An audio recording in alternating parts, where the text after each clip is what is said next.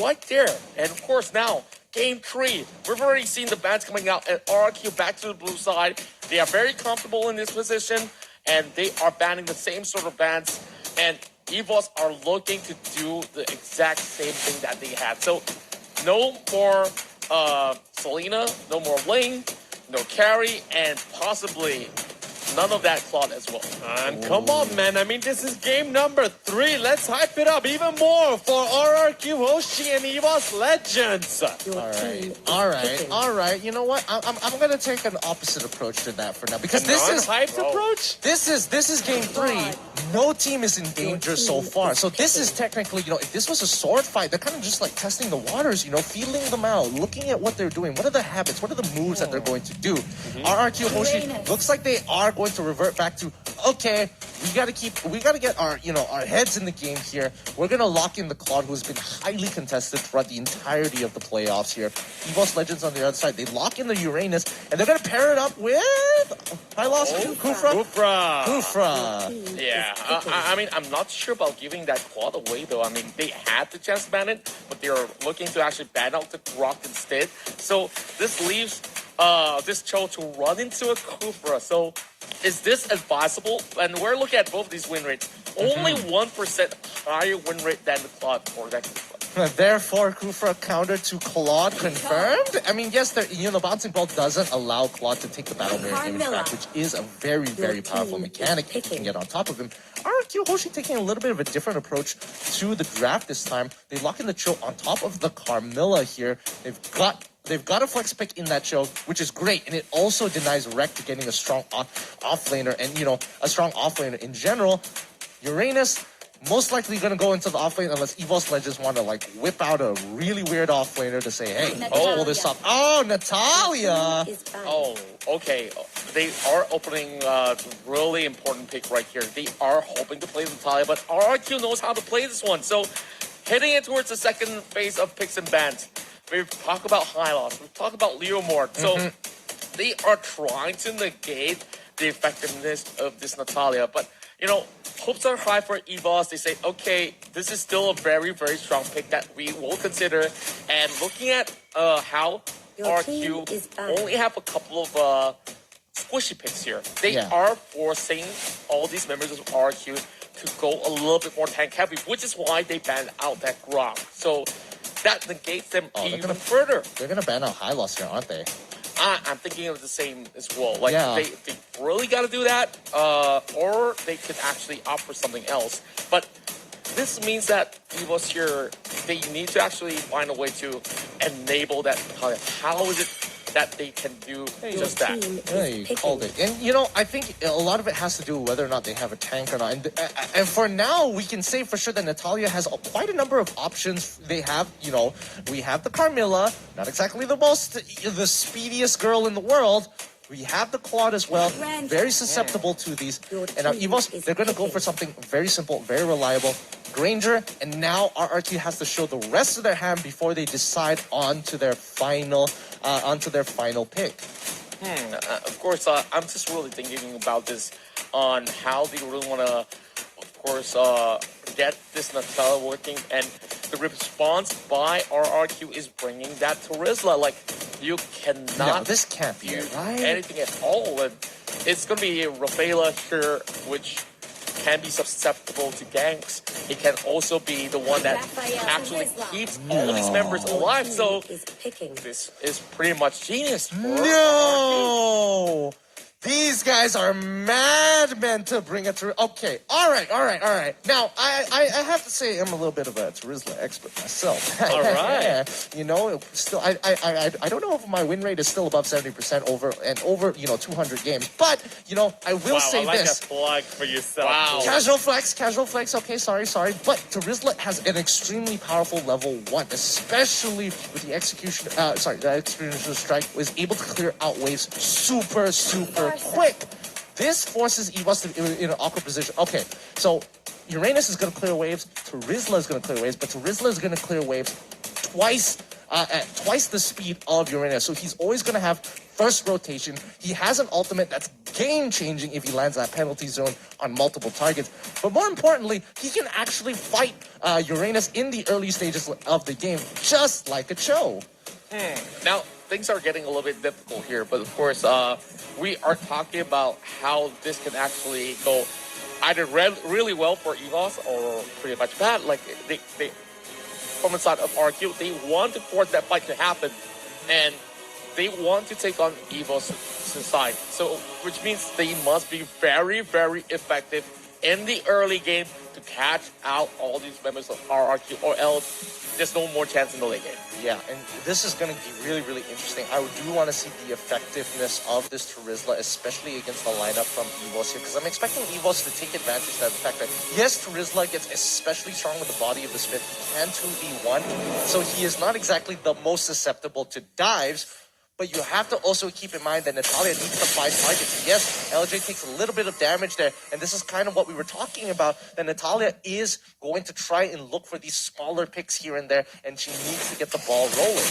Yeah, and of course, now that we've already have game 3 on the way, well, what do I even saying? Like, the game has already begun. So, but John is already contesting this one in, and RQ seems to be able to actually get a little bit more out of that.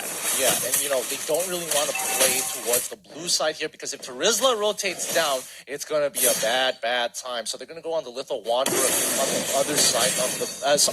on the bottom side, south side. I keep thinking that it's south side, but it's actually the bottom side of the map.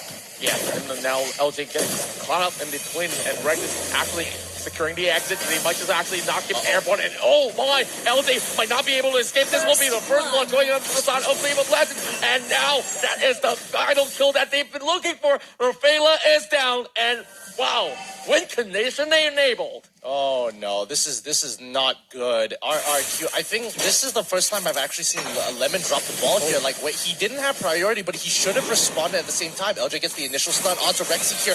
And Sid with a very big blazing duet onto 2 level 3s. R7 gets the last hit onto Illuminaire of his G Kundo. That knock-up and mini stun is going to be enough to secure the kill for RRQ. Very interesting sort of maneuver coming in, as R7 could have chosen to either take down the Barca or actually go in for the Granger. Like, instead, they actually opt for the close pick, and they're looking for one more kill. But one's already up in the front lines here, and they are looking to actually pick up LJ one more time.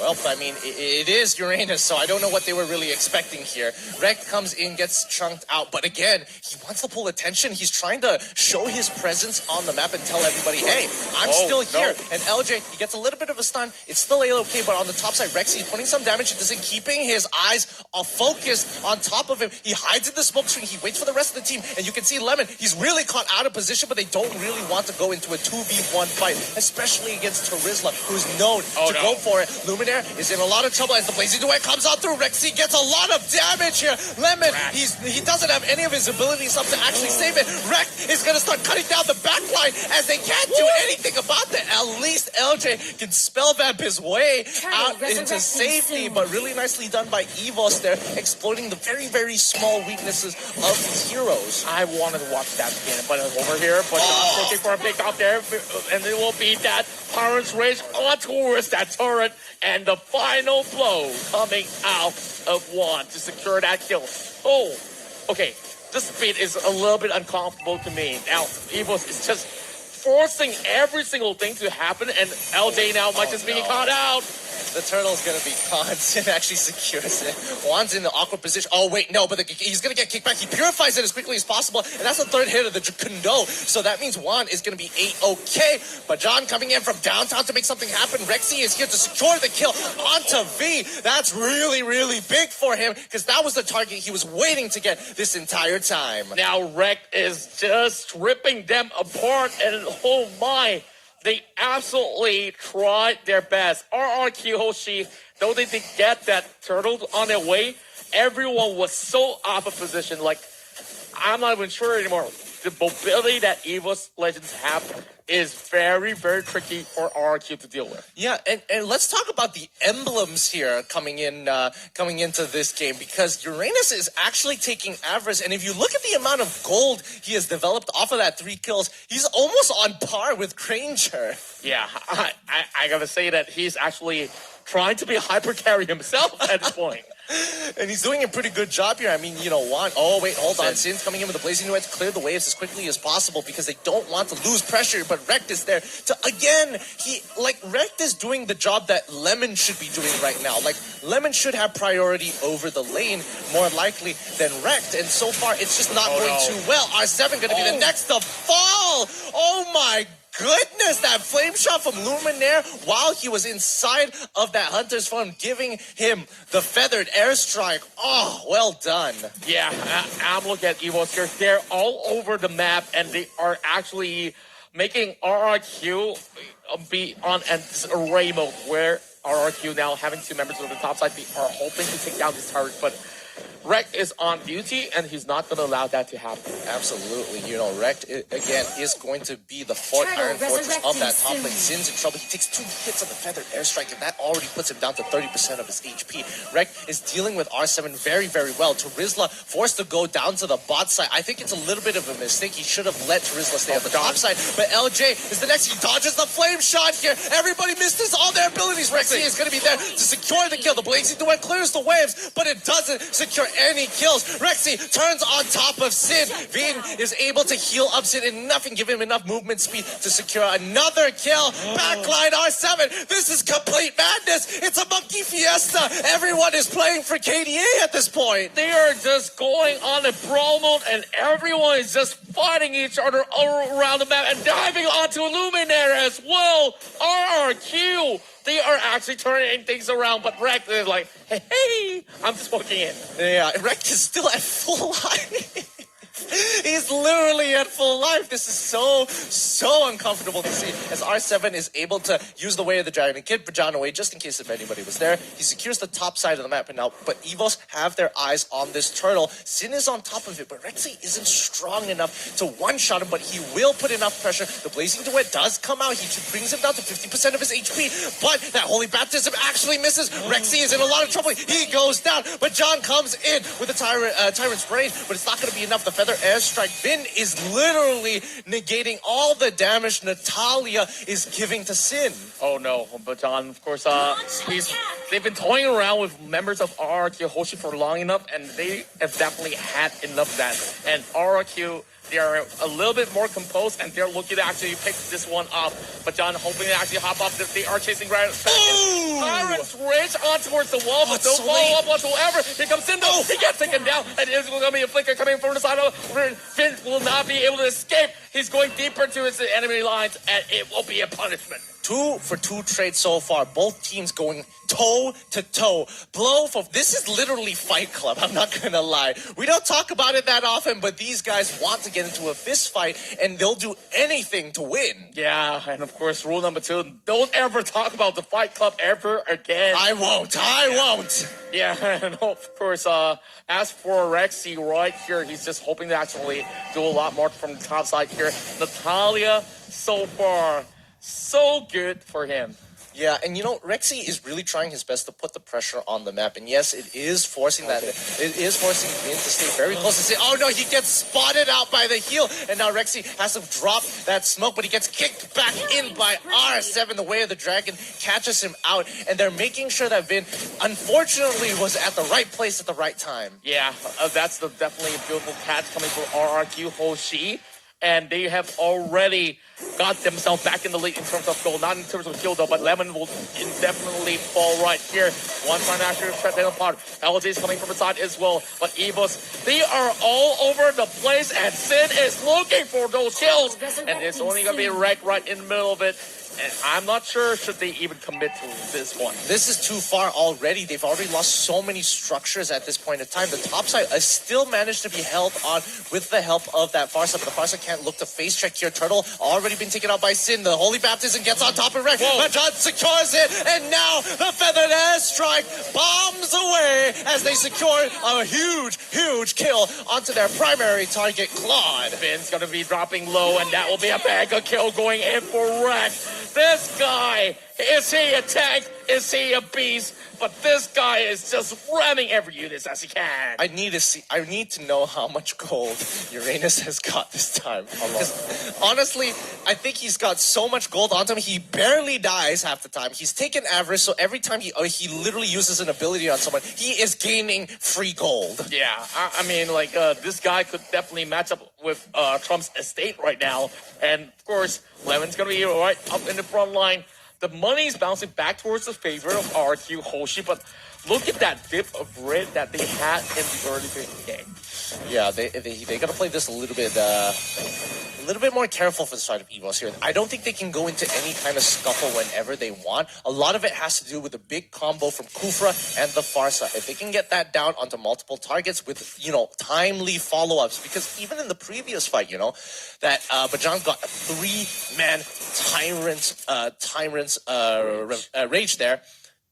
Farsa was just a little slow to get the Feather Airstrike down. Yeah. Just a split second late, if I'm saying. No, Finn! He switches off, but straight to his face of Rexy as well. And now they are stuck in the wall in a hard place. That's going to be that way with the Dragon to actually secure the kill. Sin now looking for it a little bit pick up there. He dives all the way back. It's Luminaire! Oh no, LJ is trying to pick up this kill. He does initially and lands the stun as well. The flame shot coming in strong. And a good job by Lemon here, pushing out the backline. He literally walked past all the frontliners. It's like, no, I'm too tanky. You gotta worry about me. Wow.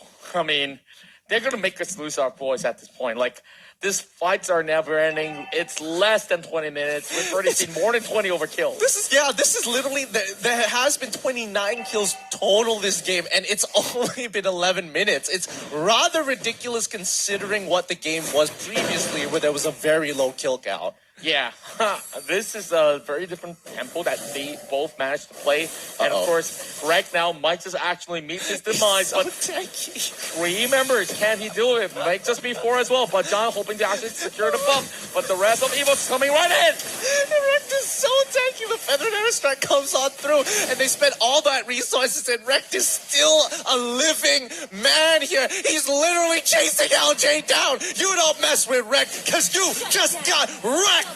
Right through, and of course, right in towards the mid lane. That's the pain right there, coming from Arikyoshi. It's like, no matter what, they gotta find a way to defend it at all costs. Rexy, now right side of the jungle, it will be a little bit of face checking going on, but of course, Sid, hey, he could have actually go in for the pickoff there if he just stayed on. Yeah. Okay. So now the Luminous Lord it has come into play. RRQ have to kind of play around this a little bit more. I would have expected Evos to go in and actually steal away the buff. Rexy, he tried his very best, but Sin was a little too quick with the fingers there. Juan coming in with the Death Sonata, forcing Sin back. They can't let him to catch him off. Holy Baptism comes down. The backline has been taken out. Finn with the Holy Baptism itself was able to secure the kill. They pick up the Natalia, and now it's just a chase for Evos. They want to get more kills. They need to capitalize on them. Can they steal away the buffs? No, they can't. But the Blazing Duet into the backline is a little too much for Sin to handle. He has to distance himself a little bit more as Vid is keeping them alive. This single Raphaelia is doing so much work. And we're talking about RRQ, who just stole it right behind members of Evil's Legends, and now opening up the mid lane here. Flame shot over on the mid, and it might just be a really big fight here as it erupts. Wreck now will be able to actually take down Finn, and it will be that unstoppable kill. They're looking for Lemon as well, but it's going to be LZ here, soaking all the damage, and now the battle erupts, and Evil takes it right back. Oh, that was way too close. That was way too close. And RRQ, Rect has been able to distract the Lord long enough to buy a lot of time. Even though they did lose 2 inhibitors here, Evos are still in it to win it. They are only down by 6k. 2k in the next 5 minutes is a very plausible is very doable for a lot of the members of Evos here. As again, these fights are continuous, they are fast, and they will always happen. Okay, remember this. Rek does have a cap on towards all the items that he can buy. Eventually, the members of RQ Hoshi will catch up. So right now, although he has the lead, he has all the tankiness and all, but they're lacking of structures already. That big dive that still, of course, has contributed to RQ Hoshi's success. Though the kills are definitely favoring on the side of Evos. We're looking at the goal here. The goal has already been funneled, and they are definitely looking to actually upset members of Evos. Yeah, a lot of their members are just trying to get the last couple of items before trying to pop off here. And especially for Juan, he's already got 12k in his bag. He gets the Berserker's Fury, and now it is complete. He is at his full build. Yeah, and with that being said, it's going to be very hard for RRQ to find another good pick. So far, Evos has been managing to find that pick off against the Rafaela, which is why you're looking at the 3-8-9 scoreline for that support. Boy, Rexy is in this awkward position now where no matter where he goes, everyone can spot him out. The Carmilla has a way to actually deal with him, especially with the spell vamp as well, being her sustainability and her the amount of HP she has. You can't just one-shot her out of nowhere. The only person he kind of has a chance to do that is with Sin, but Vin is just making sure that even if he does, that smoke screen is going to be useless with the heals and the holy baptisms coming through. It's going to be very tough here, and they're looking at pick out Bajan, but Bajan still has that immortality. Queen's Wing already up for that show, and Rex just gonna do Rex things, walking in towards 2. But Lemon, of course, though there was that penalty zone, it was pretty much wasted. Here comes the better airstrike over on the side of LJ. LJ doing what he can, but he can't bring them down. This is how beefy Evos Legends are right now. 40 more seconds before we see the next Lord, and I'm not even surprised anymore. Nobody's going to be challenging Rek from this time around. Yeah, they learned their lesson. It's like, no, I'm not even going to bother with Uranus at this point. And Terizla can't win the matchup from here on out because he is very early game oriented. The scaling coming in and the scaling coming in from the side of Uranus is just a little too much. Lemon, he's not going to die anytime soon, so he can use his life as a resource here. But John trying to get the catch on the chill, but he just kicks him away. All right, 10 seconds before that Lord comes out, and they've already lost the way of the dragon. So maybe this is going to be good information for Evos to use, but they've already been spotted out. He walks right across. I'm not sure what was he thinking, and Sid will be able to punish. And that's one free kill for the side of RQ Hoshi, which means they might just actually lead up this fight here. They are having Rek to deal with this situation, but 4 versus 1, I think he's got to run the heck out of this place. Let's see how long he's gonna survive. Oh, he's gonna survive the holy baptism action as the feather and strike. Can he secure a fit? Wrecked! You just got wrecked again! And R7, hopefully they can secure the kill. Finally, wrecked goes down, and Lemon has been able to push it all the way to the end. However, he can't do this alone. He needs the rest of his team. Oh yeah, this is definitely the call time for that Lord. Of course, enough toying around. RR2 Hoshi is looking to take this win here, and it's very hard for members of Evos Legends to actually come right in. A lot of all these entry points have already been blocked off. They said, this is the barricade that we will set, and we're coming right after you if we can get this Lord. But is this going to be it?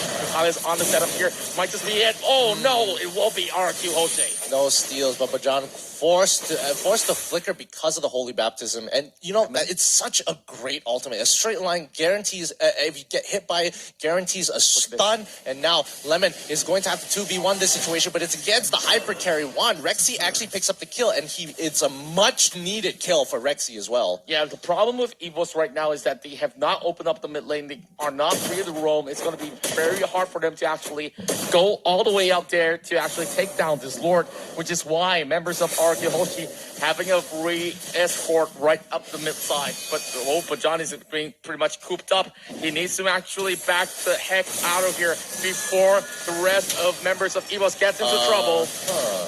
Sin getting bursted down, but here comes the Natalia over the back though. They are looking for an assassination. They managed to do so, but Rexy might just actually falter right here. But then they are actually backing away. So this buys so much time for Evos. They managed to defend.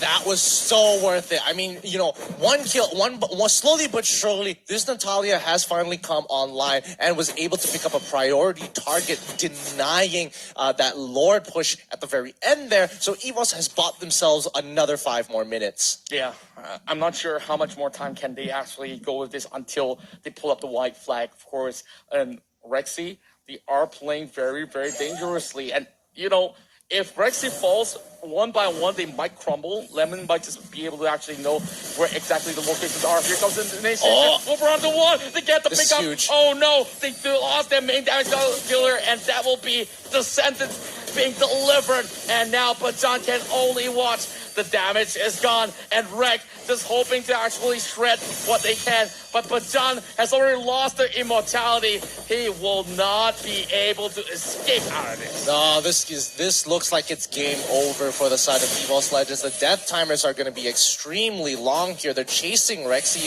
as much as possible, but they've already got 2 pushing waves. Rekt is trying his best to absorb these waves. As soon as they come in, he gets stunned. He's buying a little bit more time. Everybody else still has about 10 more seconds plus 15 seconds to actually come back. Rexy gets a call. They might be able to hold on. Rexy, he's doing his job. He actually dodged the penalty zone. Pops the smoke as quickly as possible. Rekt, they actually clear the wave. They bought themselves a more time as the respawns should be coming out now. But can they finish this game? RRQ is trying. Farsa clears the wave. And there's only 2 more members left for Evos Legends, and RRQ will be able to find that lead as they be able to demolish members of Evos right here. And they have found the opening, but one more challenge will be in the way. It's only up to Bajan, but this is the support that can't really do all too much as he will fall with that base all crushed within his eyes. Oh, that was a tough game. You can see the